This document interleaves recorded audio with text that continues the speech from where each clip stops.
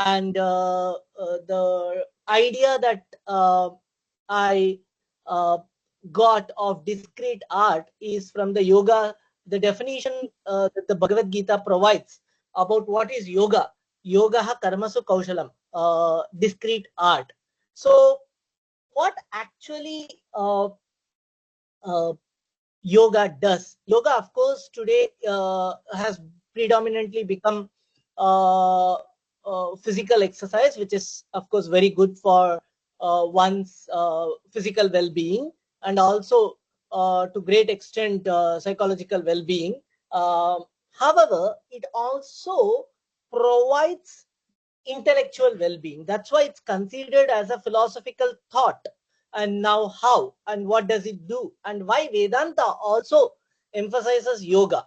So how do we how it has been attended to, and how what's the better mode to attend to it? So now the problem that what we have faced in the past is due to uh, certain experiments in the past, we have not been able to understand yoga properly. This has been also noted by many authors that are Indian and non-Indian. So I will cite one non-Indian author, Sir John Woodruff. In the modern era, in the colonial times, he wrote a work called many books on Tantra Shastra. So what's his opinion? And now why this opinion becomes very important? Because it even today, this opinion continues to play its role. So as everyone knows, the colonial discourse has marginalized indigenous knowledge system, and seen it as a very mystical rather than methodical in nature. And also, it's a very important time in a post-colonial era that we have to see from a, if possible, from a pre-colonial perspective, also from a post-colonial perspective, and try to recognize the importance of diverse knowledge systems that exist all around the world.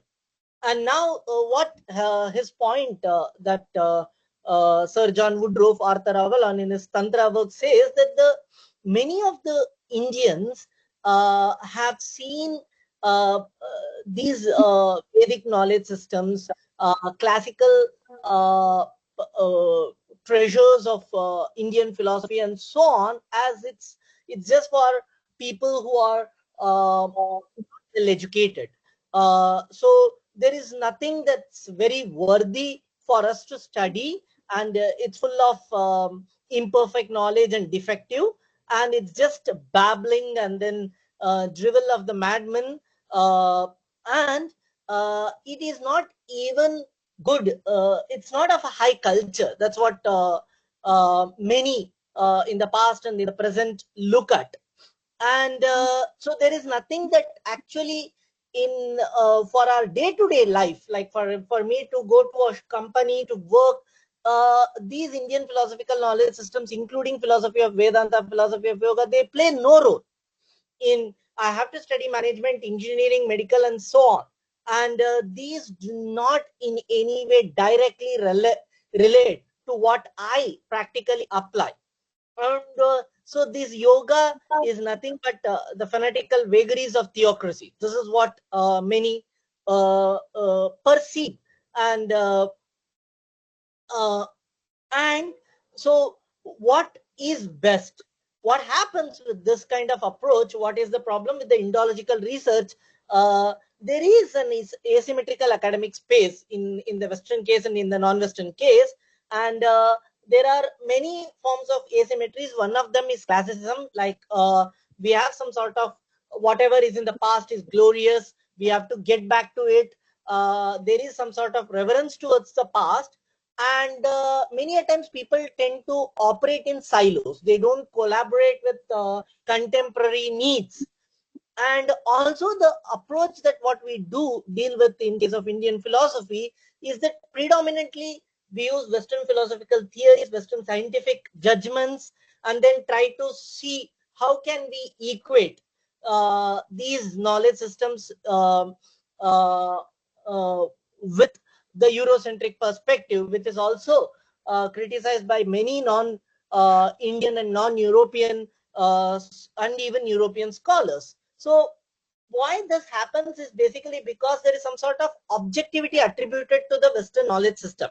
So what happens is that whatever the the Eurocentric scientific worldview that has come, you can even say to a taking a liberty as analytic perspective, is that it is objective, whereas the others are not objective, therefore need have to undergo scrutiny. So this kind of homogenization of looking everything from one perspective will actually affect. But this is not only done from one side. The problem is also whenever we are discussing about yoga, whenever we are discussing about Vedanta, we also try to see how scientifically we can equate them, like to the scientific explanations of the world, and we miss the point of the values of the metaphysics.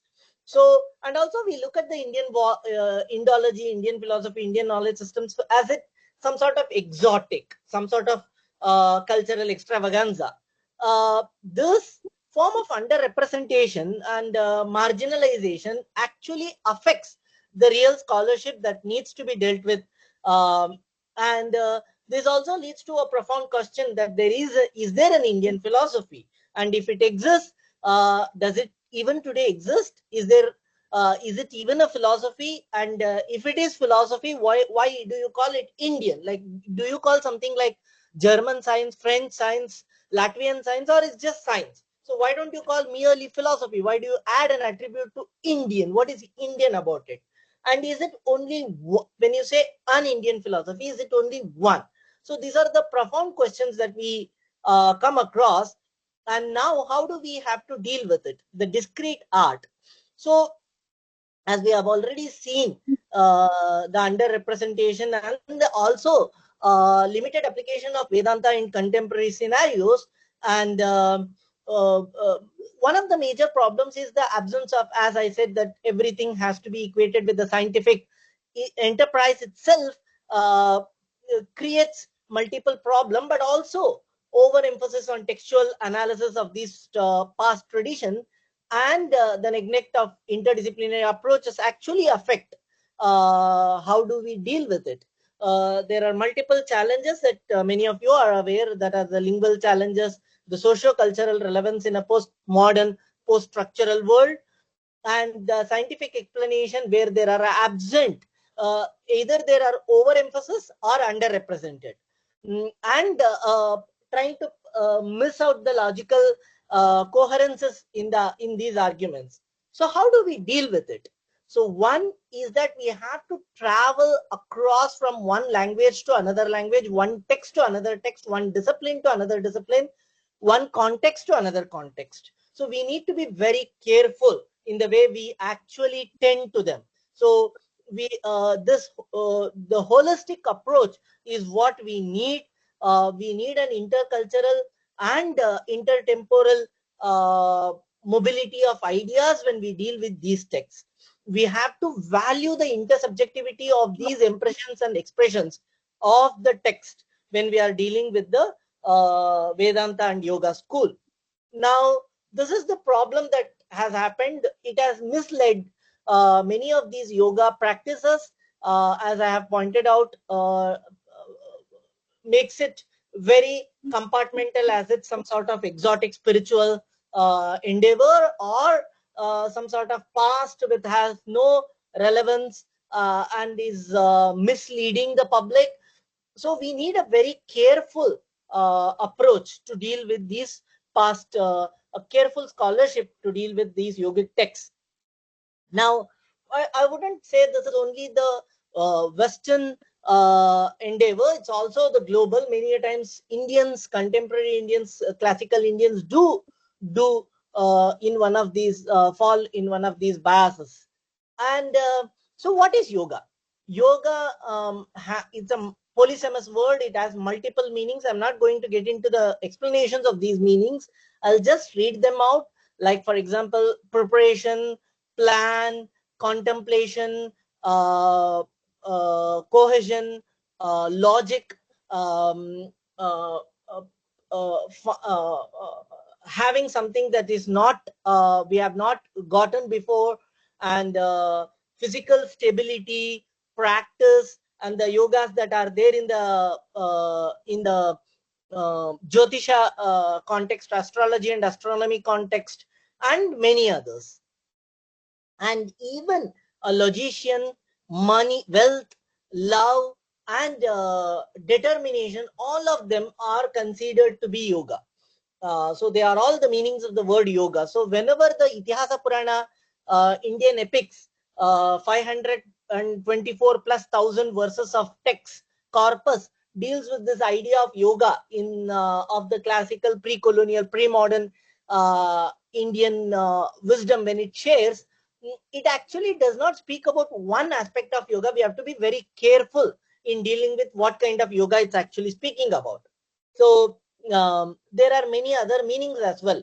However, the Yoga Sutra speaks of one yoga that's called Chitta Vritti Nirodha. So Chitta is basically modifications of inner faculty, and Chitta Vritti, and control over the modifications of the inner faculty is yoga. So it's of two forms, Raja Yoga and Hatha Yoga, the king of the yogas and the determinant yoga. So Gita, whereas calls this form of yoga as skillful art, and also a poised, equanimous, balanced practice. So actually the yoga, the word, it comes from yuj, the verbal root, which has three meanings: yujyate, samadhi, contemplate or absorb; yunakti or yungte, yoke as in the European lingual context; and control or regulate in case of yojati, yojayati, yojayate in case of samyamana. So there are three meanings, etymological meanings for the verbal root of the word yoga. The earlier one is the conventional one, and the second one is the etymological one. Now let's go try to understand. I started at 5:35. It's 5:50 now. So I've completed 15 minutes. I have 5 more minutes, but there is a lot to speak. So Chitta Vritti, they are actually epistemological modifications, misapprehension, verbal imagination, sleep, fatigue, and memory. They are both. Some of them are afflictions, some of them are non-afflictions. So coming out of the afflictive modifications, mental modifications, is what is called as yoga.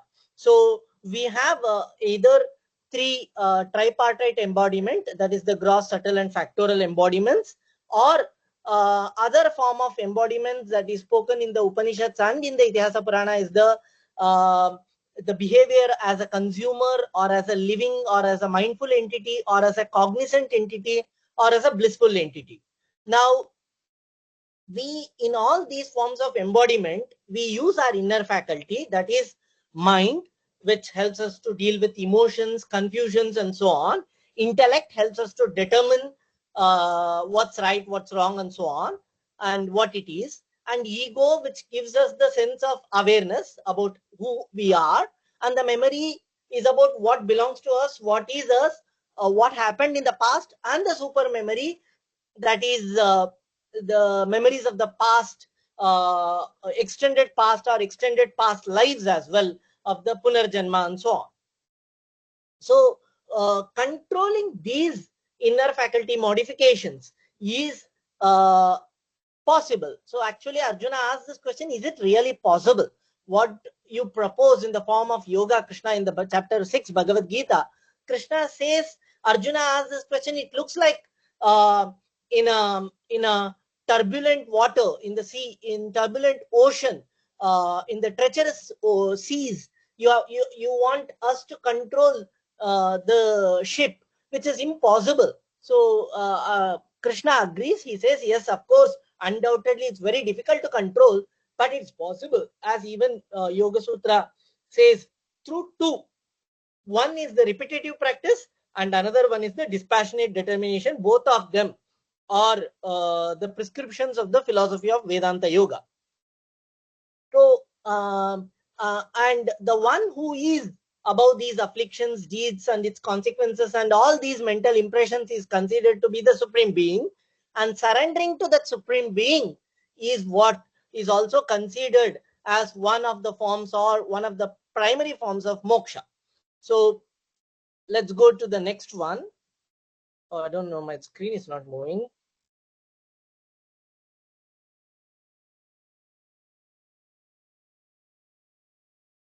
So yoga, the Raja Yoga, the Ashtanga Raja Yoga has 8 limbs. One is restraint, and it has 5 aspects which are in form of negative, like negating something, and then the 5 observances, and then the multiple postures that are spoken in the primary postures are Veera, Padma, Swastika, Bhadra, Sukha, and so on.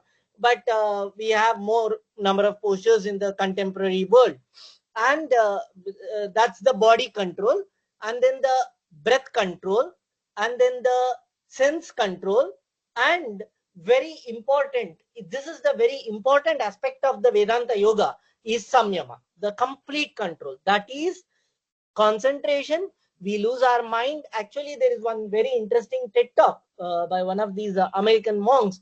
Many people do expect the public counsel them to do meditation, like concentrate, focus, but they never teach how to do it. So that's very important. And concentration, paying attention, and the methods of paying attention, and then with that step by step approach, going to the meditation, which is nothing but careful listening, careful reading, critical thinking, and then the contemplation. The result of this careful critical analysis leads to contemplation, which is nididhyasana, and which leads to the final limb, samadhi. And the result of this form of this practice of yoga actually is what we call as moksha. Now I have 2 more slides, but I think I'll just conclude with this slide.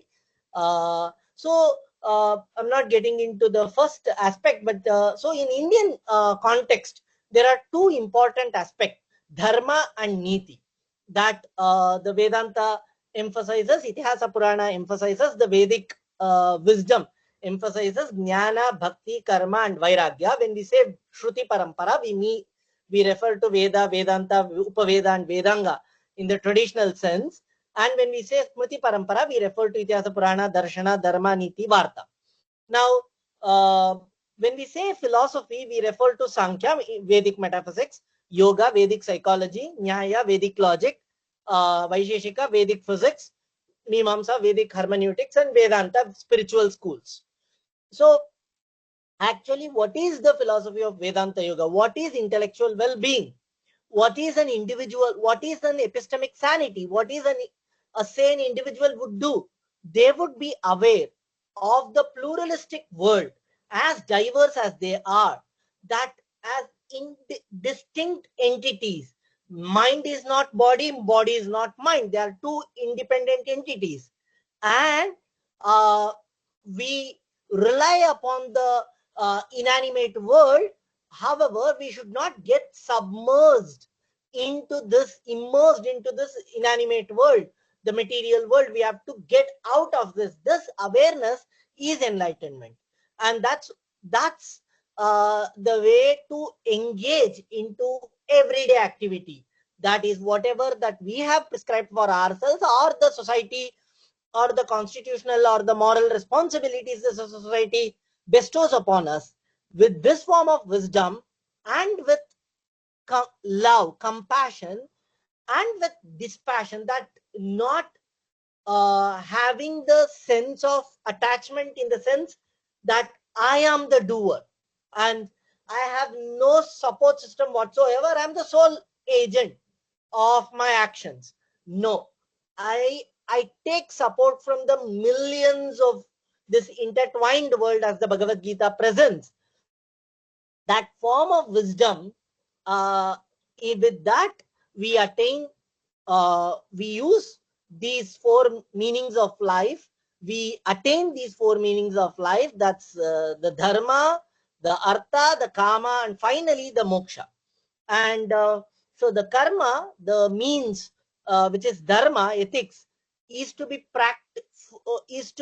focused and practiced to produce karma. By default it will produce the result. What we have to focus is only on the karma part. We should not focus. So when we are doing the yoga, so yoga is not only some sort of a distinct practice that we do in the morning or in the evening. It is actually in every, like for example, the way I'm sitting and the way I'm speaking. So Bhagavad Gita actually in the first 6 chapters presents this idea is even about breathing. Every moment I breathe, I have to employ the yogic practices. And what is moksha? Moksha is we discard what disfavors, what is unhealthy for us. That is moksha. With this, I hope I have presented the discrete art of tending to the philosophy of Vedanta Yoga. And if there are any questions, I welcome. I hope. I'm sorry for taking 4 more minutes.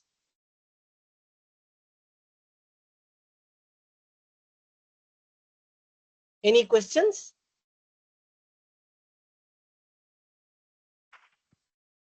Thank you, dear Srinivas. I think it was very intense and very, I would say, I'm really sorry for this such a limit of time. I see that you would have this material to able to expand for several lectures, and I hope we will manage to plan to do that. I will be very happy, dear Srinivas, to welcome you to Latvian University once again after when you were here several years ago. So I was there in I think there 2015. will I be remember. many students who are eager to know more about Vedic culture. I think you can share a lot of knowledge. Thank you very much once more for your presentation. And I hope, do we have some questions from audience for Dr. Srinivasa Acharya? No, I don't see any raised hands because we just are feeling overwhelmed. Thank you again, Srinivas. Thank you, and I hope you meet. Thank you. So the next speaker is very entitled in Eastern philosophies from Latvian University, Kaspars Eichmanis. I'm very happy that you're here and you're ready to give us your speech and tell maybe also a little bit about how you came to interest of Eastern knowledge. Why this topic? Because we know that somebody say that we are Latvians and we have to take about our own traditions and what does it mean for us here.